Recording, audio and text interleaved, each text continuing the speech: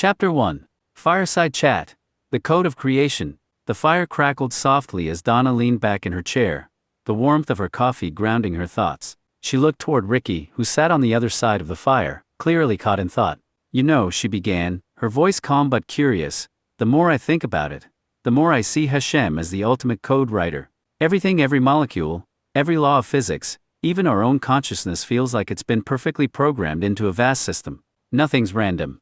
Ricky's face lit up with recognition, his hands gesturing as he spoke. "Exactly. It's like Hashem created not just the world, but a code that governs how everything works together. The Torah, then, isn't just a set of rules, it's like the Creator's codebook. It shows us how to align with the system He designed." Donna nodded, her expression thoughtful. "And what if every mitzvah is like a piece of the code?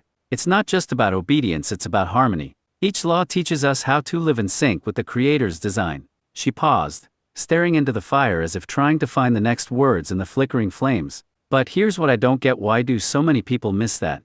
Why do they reduce the Torah to a rulebook instead of seeing it as a guide to understanding the deeper system?" Ricky leaned forward, his voice firm. "Because somewhere along the way, we shifted the focus. People started prioritizing human structures over divine design. Rabbinical Judaism, Christianity, Islam, they all started by recognizing Hashem's brilliance, but then they got caught up in their own systems. They stopped looking at the code, and started rewriting it for themselves." Donna tilted her head, considering his words. "Maybe the Torah is still the blueprint," she said slowly, "but people stopped treating it that way. They focused on the rules rather than the relationships those rules were meant to build with Hashem, with each other, and with the world." The fire snapped loudly, as if to underscore the point. Ricky smiled, adding, "You know, it's like Hashem's design is a song, and the Torah is the sheet music. If you just play the notes without understanding the melody, you miss the beauty. But if you learn to play with discipline and creativity, that's when it all comes together."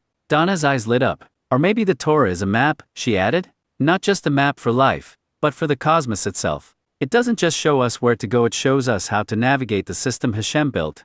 Ricky's voice took on a contemplative tone. "And then there's Moses. Think about it, what if he wasn't just a lawgiver? What if he was more like a translator? Someone who could see the code, and help us understand it.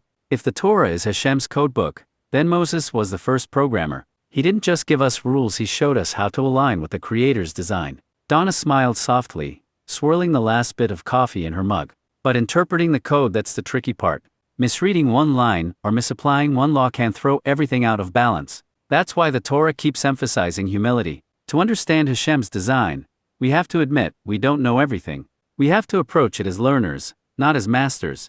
Ricky leaned back, his expression thoughtful. "Maybe that's the real test, not obedience for its own sake, but the humility to wrestle with the code and figure out how to live in harmony with it. It's not about control, it's about relationship and discovery."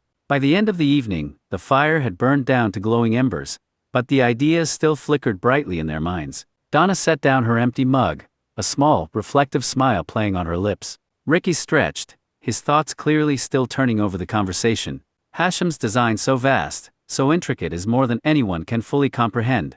But through the Torah, humanity has been given a glimpse of the code. It's not about rigid obedience or control, it's about relationships, discovery, and learning to live in harmony with the ultimate programmer's vision.